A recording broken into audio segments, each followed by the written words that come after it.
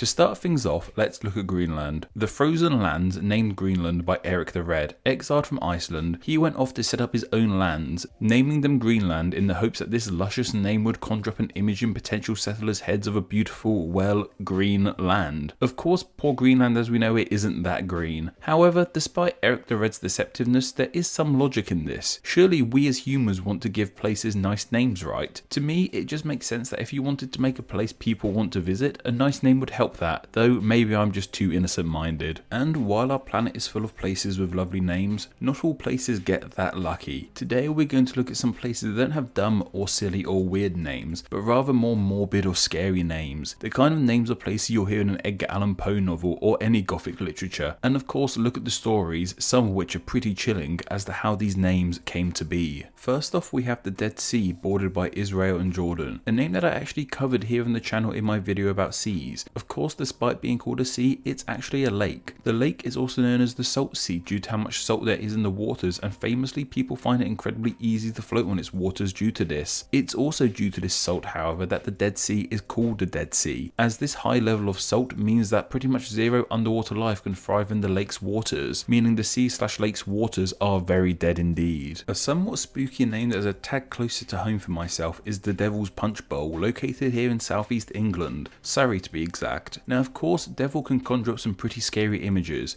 but Punch Bowl, that's not too scary. The Punch Bowl part of this name comes from the fact that this area of land dips inwards, making it look somewhat like a punch bowl. But why does this punch bowl belong to the devil? The legend goes that it was in this area that the devil once resided. He would torment Thor, the god of thunder, by hurling chunks of earth at him into the skies. It's said that the land the earth was removed from for the devil to throw at Thor became the devil's punch bowl. Of course, this dip in land is more likely due to water erosion, but I'm always a sucker for the myths. While the land's name doesn't come from much real life trauma, the murder of an unknown sailor and the execution of his 3 murderers is an infamous tale from these lands. The Devil's Punch Bowl isn't the only place, however, to be named after Beelzebub. In French Guiana, we had Devil's Island. Though officially the island had a different name, this devilish nickname was given to the colony due to the fact it was used as a place to send some of the most despicable convicts of the French Empire. The prison colony was set up by Emperor Napoleon III in 1852, and for over 100 years, Devil's Island took in around 70,000 convicts. On Devil's Island, these convicts were sentenced to an awful life. It's thought that 40% of the inmates died in their first year, and out of the 70,000 sent there, only 5,000 survived to their release date. Life on the island would have been pretty tough, long working days and life in tiny cells where inmates would suffer from starvation. I'm sure you can understand why this colony became known as Devil's Island. In Delaware, in the United States, we have a town by the name of Slaughter Beach. There is a couple ideas as to how the name of this town came to be. Obviously the town is beachside, but what about the slaughter part of it? There's a couple ideas about this. One that isn't too spooky is that it simply comes from the name of a former postman named John Slaughter. The more popular idea, however, seems to be due to the annual arrival of horseshoe crabs on the beach's shores. They would often get flipped over and die, leading to it seemingly looking like many horseshoe crabs have been slaughtered on the beach. Despite this gruesome name, however, it seems Slaughter Beach is actually a pretty quaint town, and the residents even help out their horseshoe crab visitors when they flip over. The beach even has official status as a horseshoe crab sanctuary. Over in the African nation of Namibia, we have an area of land known as the Skeleton Coast. This part of the world is often seen as the end of the earth, just due to how barren it is. There's practically zero human civilization in this part of the earth, and this barren wasteland stretches over 500 kilometers of Namibia's coastline. The name comes from the countless animal bones and the remains of shipwrecks that litter the shores. Back stateside, we have Dead Woman Crossing in Oklahoma. Now, this name doesn't have a morbid name out of coincidence like we've seen before. It wasn't named after someone called Bill Dead Woman. There's an actual murder of some women involved that led to this name. On the 6th of July in 1905, a teacher by the name of Katie DeWitt James filed for divorce from her husband Martin James. The next day, she took herself and her daughter to the train station to go visit her cousin. Her father, Henry DeWitt, came to the station to wave her off. However, a few weeks later, her father grew concerned that he had not heard from his daughter. After a police investigation, it was revealed that Katie and her baby were taken in by another woman called Fanny Norton. Eventually, Katie's remains were discovered, and and while Fanny denied murdering her, she then took her own life with poison. Katie's baby, however, was left with a boy and was reportedly fine, though covered in blood. It's these two dead women that Dead Women Crossing owes its name to. Unfortunately, we aren't done with murder just yet, as up next we have Murder Island by Nova Scotia, Canada. There's a couple ideas as to how this island ended up being named after one of the worst acts a human can do to another. We have a variety of tales about this island relating to death. There are tales from the 1700s of pirate treasure being buried somewhere on the island, and many have come to the land to hunt it down but met their demise from being attacked by local tribes or others trying to find the treasure. However, the far more spooky story is that in the mid 1700s a ship by the name of the Baltimore landed on the island shores, yet the entire crew of the ship were already dead and the ship was drenched in blood. It goes the one survivor was a woman, and once she disembarked the ship,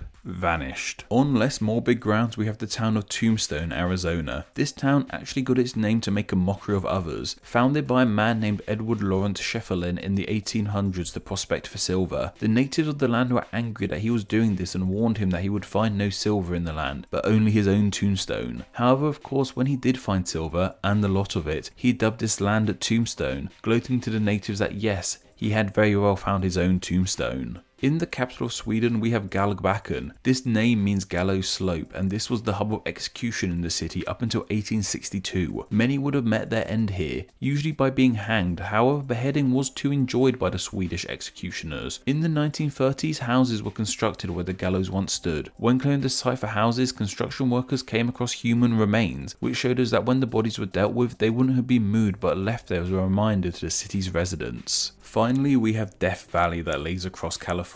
Of course, to a mark like myself, just one dead man comes to mind when you hear Death Valley. Wrestling reference aside, Death Valley is one of the hottest places on earth. Of course, this heat can be quite deadly, and the origin of this name comes from a group of explorers who got lost in the valley in 1849. While only one of the men in the group actually died, the whole group expected to come to their death in this valley. The story goes that when they finally made their escape from the valley, one of the men turned back and looked across what he thought would be their grave, and simply said 3 words: "Goodbye, Death Valley." Death Valley and the Dead Sea were suggested by Lee Coop and Kevin Iger, and thanks to their suggestions, they will now be honoured as Name Explain's patron saints of Death Valley and the Dead Sea. Do you have a good idea for somewhere that's name could be covered in a Name Explain video? If so, then please consider donating on Patreon. Just $1 a month helps keep the channel running and earns you a weekly chance to suggest somewhere to be turned into a video, and you too could be a Name Explain Patreon saint.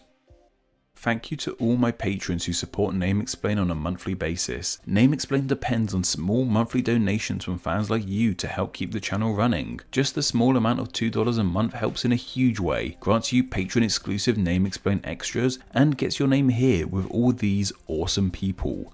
Thank you.